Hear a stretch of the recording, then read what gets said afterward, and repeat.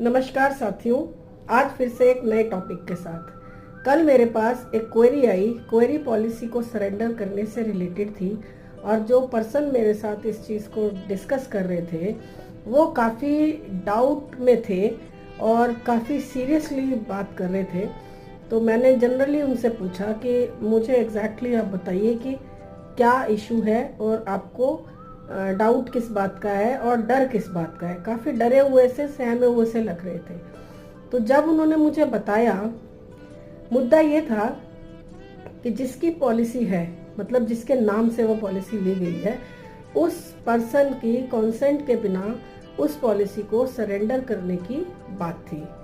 अब बात की गहराई में जाया जाए तो काफ़ी लंबी बात हो जाएगी। मैं शॉर्ट में इसको कवर करने की कोशिश कर रही हूँ। अक्सर देखा गया है परिवारों में कि हस्बैंड अपने वाइफ के नाम से पॉलिसी कराते हैं, जबकि हम ज़्यादातर सजेस्ट करते हैं कि हस्बैंड्स को अपने नाम से करानी चाहिए। उसके पीछे रीज़न ये होता है कि उस परिवार की आर्थिक सुरक्षा में ज़्यादातर रोल हस्बैंड्स का होता है, क्योंकि वो वर्किंग होते हैं। आज भी देखा जाता है कि चाहे हस्बैंड वाइफ दोनों वर्किंग है, फिर भी बहुत सी फैमिलीज आज भी ऐसी हैं जहां पर वाइफ जो है वो हाउस वाइफ होती हैं, वर्किंग नहीं होती। तो फैमिली की फाइनेंशियल सिक्योरिटी की वजह से हम ये चीज सजेस्ट करते हैं। लेकिन कल इस बात का एक और नया पहलू मेरे सामने आया। उस परिवार में कुछ डिस्प्यूट हो गया था शायद, और वाइफ जो है वो अपने मायके चली गई थी।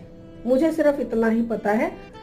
अब उनके बीच कोई कोर्ट का केस चल रहा है या नहीं चल रहा है, ये सब बात मुझे नहीं पता। अभी सिर्फ इतना मुझे बताया गया कि वाइफ जो है वो अपने मायके चली गई है और हस्बैंड ने पॉलिसी कराई थी, क्योंकि हस्बैंड का पैसा लगा हुआ, उसकी इन्वेस्टमेंट है और हो सकता है उसके साथ कुछ फाइनेंशियल प्रॉब्लम भी चल रही हो। तो हस्बैंड ये चाहता था कि उस पॉलिसी को सरेंडर करा के वो इस पैसे को ले सके। मेरी बात हस्बैंड से नहीं हो रही थी, कोई थर्ड पर्सन मुझसे इस टॉपिक को उनकी इस परेशानी को डिस्कस कर रहे थे और मैंने उन्हें यही सजेस्ट किया कि हस्बैंड वाइफ के बीच में हमारा पढ़ने का वैसे भी कोई मतलब नहीं है और यहाँ पर वैसे भी ये एक फ्रॉड का केस माना जाएगा, क्योंकि जो पॉलिसी होल्डर है उसकी कंसेंट के बिना यदि इस पर कोई भी कार्रवाई की जाती है तो सीधा सीधा मतलब है कि वो पर्सन शायद जाली साइन करेंगे, उनके डॉक्यूमेंट्स का मिसयूज करेंगे। मुद्दा ये हमारा है ही नहीं।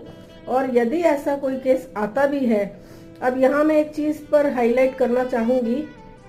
कई बार ऐसा होता है कि जब सरेंडर की रिक्वेस्ट LIC में आती है, पॉलिसी सरेंडर की, तो वहां पर उसे काफी गंभीरता से देखा जाता है।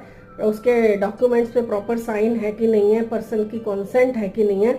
इस चीज को और ज्यादा क्लियर करने के लिए कई बार ये डिमांड करी जाती है कि ब्रांच में उस पर्सन का आना आवश्यक है। तो ये बात मैं आप सभी से इसीलिए शेयर कर रही हूँ कि जब आप लोग पॉलिसी डॉक्यूमेंट्स देते हैं, सरेंडर रिक्वेस्ट देते हैं, या इवन और भी कुछ चीजों में होता है, लोन के केस में भी होता है, रिवाइवल के केस में भी कई बार होता है, लेकिन सरेंडर सबसे ज्यादा गंभीर विषय है, क्योंकि किसी पर्सन की पॉलिसी उसका एक तरह से एसेट होती है, उसकी प्रॉपर्टी होती है। उसे आप उसकी कंसेंट के बिना कैसे विड्रॉ कर सकते हैं?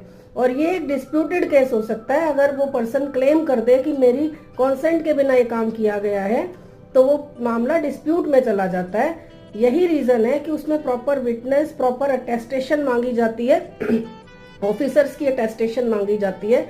LIC के भी जो क्लब मेंबर्स या बड़े डेवलपमेंट ऑफिसर या SBAs होते हैं, उनकी मांगी जाती है अटेस्टेशन। और वो इसीलिए इसमें सपोर्ट करने में या अपने साइन करने में इसीलिए अपने हाथ पीछे रखना चाहते हैं, क्योंकि यदि वो क्लाइंट को नहीं जानते, पार्टी को नहीं जानते, तो कोई भी इंसान अपनी नौकरी से हाथ धोना नहीं चाहता या उसमें कॉम्प्लिकेशंस क्रिएट करना नहीं चाहता। ऐसे केस में क्लाइंट्स अक्सर हमें सपोर्ट नहीं करते और वो ये सोचते हैं कि LIC की वर्किंग कॉम्प्लिकेटेड है या LIC की इच्छा नहीं है पैसा देने की।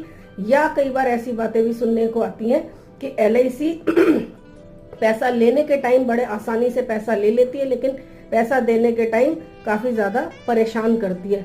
तो भाइयों और बहनों, दोस्तों, ऐसा कुछ भी नहीं है। LIC की पूरी नीयत होती है आपका जमा किया हुआ, आपकी मेहनत का कमाया हुआ पैसा आपको दे सके, समय से दे सके, आपकी जरूरत पे दे सके, लेकिन तरीका सही होना चाहिए, पर्सन सही होना चाहिए। गलत तरह से गलत पर्सन को पैसा ना चला जाए और उनकी खुद की भी नौकरी खतरे में ना आ जाए, इस सब बात का ध्यान रखना भी उनकी ही जिम्मेदारी है।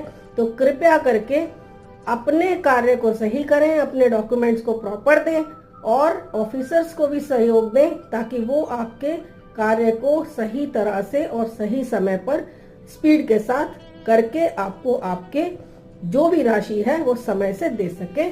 धन्यवाद।